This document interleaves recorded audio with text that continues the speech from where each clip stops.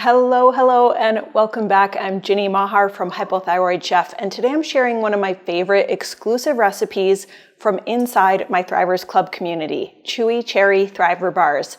These bars are basically a homemade granola bar. So they're loaded with tons of supportive ingredients. They're chewy, they're sweet but not too sweet. They're packed with protein, fiber, healthy fats, and lots of thyroid supportive nutrients. So think things like pumpkin seeds, collagen, flax, antioxidant rich cherries. They're also freezer friendly, portable, and great for lunchboxes or the hiking trail. And the best part is that each bar has 9 grams of protein. I'm so excited to show you how easy these are to make. So let's go ahead and get cooking.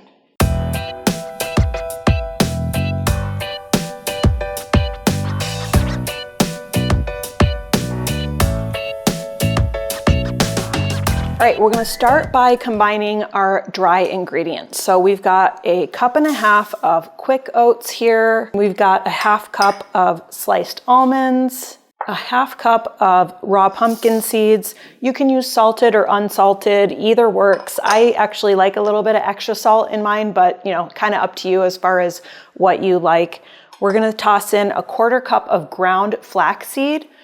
This is Barlean's 40 flax, but this actually helps act as a binder. You can actually make a egg-free egg with flaxseed because kind of like chia seed, it gels. So this is gonna actually not just add flavor and lots of omega-3s and healthy fats, it's also going to help kind of bind things together. We're also gonna add 3 tablespoons of cacao nibs for a little bit of chocolatey crunch. And then we've got a 1/3 cup of dried cherries here. Now you could chop these. I think I'm gonna leave these whole, but if yours are really big, you can chop those up. You can also substitute cranberries. Do try to look for ones that are like no sugar added or juice sweetened or something like that. So you're not getting a lot of added sugar. And then we've got a couple tablespoons of collagen peptides. That's gonna be another binding agent, and it's gonna help add a little bit of extra protein to these. Now for our oats, it does really help to use certified gluten-free quick oats. Quick oats are just they're rolled a little bit more thinly. Sometimes they're chopped a little bit more finely, and it's gonna help them absorb a little bit more of the wet ingredients that we're gonna add. And again, that's kind of one of the tricks with making homemade granola bars is you need them to bind together. So quick oats will help with that. And this is one of those recipes where, a lot of times when I'm cooking, I like to just throw things in. This is one where, like a lot of baking recipes, it's kind of helpful and important to measure things out so that you don't end up with dry granola bars or crumbly granola bars or granola bars that are too wet and too sticky. So kind of stick to that ingredient list. The other thing is with those certified gluten-free oats is that oats are naturally gluten-free, but they are often processed on shared equipment. So you do want to be sure and look for certified gluten-free oats that were not processed on shared equipment so that you're not getting cross-contamination from gluten if you are gluten-free, gluten-sensitive, etc. But all these ingredients really deliver a ton of nutrients. There's zinc, there's magnesium from the pumpkin seeds, there's omega-3s from the flax, there's collagen from those collagen peptides to support your gut, skin, your joint health. So lots of good stuff in here. All right, next we're gonna warm up our wet ingredients in a small saucepan over medium heat. We really just wanna get everything nice and smooth and pourable. We don't really wanna boil this. We're really just kind of melting and combining everything and letting some of those flavors bloom. So we're gonna go ahead and add 2/3 cup of almond butter, then 1/3 cup of maple syrup, 2 tablespoons of organic unrefined coconut oil, 1 teaspoon of vanilla extract, a teaspoon of cinnamon, 1/2 teaspoon of cardamom, and then about 1/2 teaspoon of fine sea salt. So we'll just kind of gently blend everything together, let the coconut melt, let the almond butter soften, kind of let some of those spices bloom into these wet ingredients, and get it just nice and heated up so that it's easy to stir into our dry ingredients. So all these ingredients are gonna give the bars their signature chew and spice and sweetness. Sometimes I do go a little bit heavier on the spice just because I like them that way, but you can do what works for you. And this is looking about ready. We just want it to be nice and pourable so we can blend that into our dry ingredients here. All right, so we're gonna pour that wet mixture over the dry mixture and just blend everything together so it's evenly coated. All right, once we've got everything blended up, we're gonna put them into an 8 by 8 inch pan. And I've lined this with a half a sheet of parchment. Just cut that in half, and you want the sides overhanging because we're actually gonna use this to lift them out of the pan once they're nice and cool. So we'll go ahead and just dump that in here. And another trick here when you're making homemade granola bars or Thriver bars is that you really wanna kind of press them down really nice and firm into the pan so that they're, well packed and hold together nicely.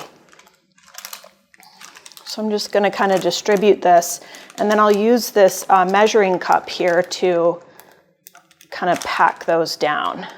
I'm taking a little bit of extra care here to make sure they're just evenly packed, kind of squishing them into the corners, so that, we don't have edges that are not as well packed and then end up crumbly.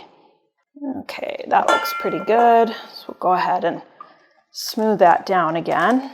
Okay, just kind of tidying up my edges here. These are looking really good. They already smell amazing.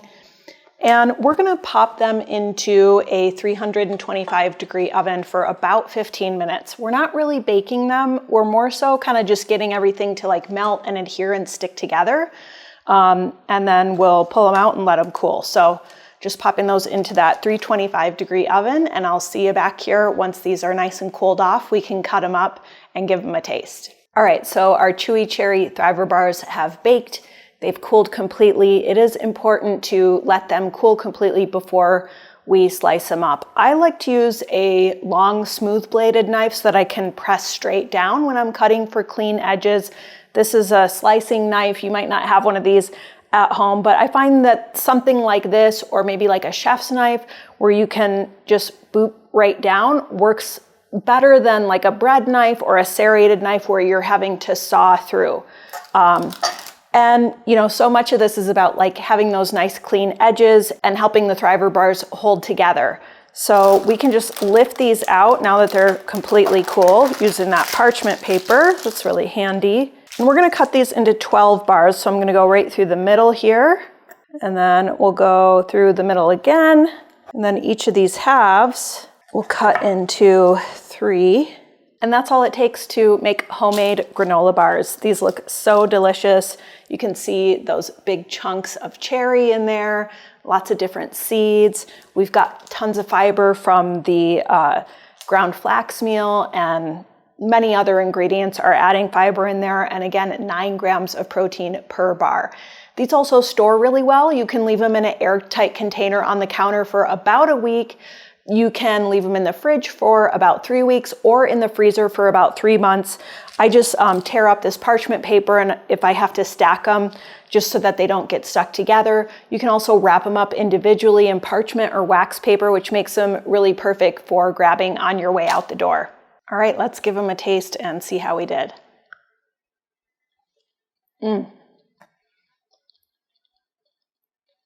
Yum.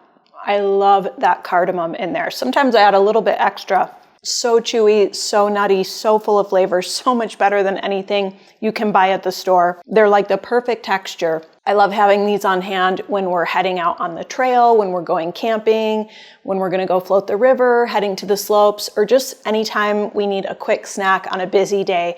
And the best part is that I feel like they kind of just get better as they've had a little bit of time to sit, and all those spices and flavors have had some time to kind of bloom and meld.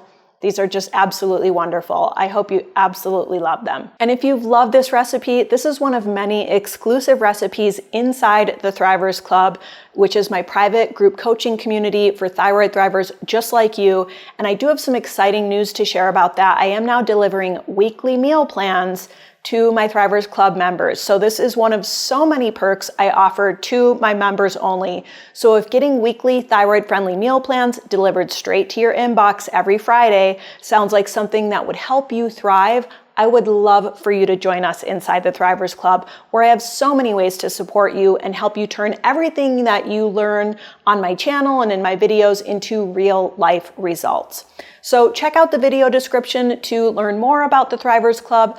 Also, you'll find the full recipe for these Thriver Bars in the description below, so be sure to check that out. All right, thanks so much for watching. I'm Ginny Mahar, your thyroid health and cooking coach, wishing you happy cooking, happy thriving, and the best of health. See you next time.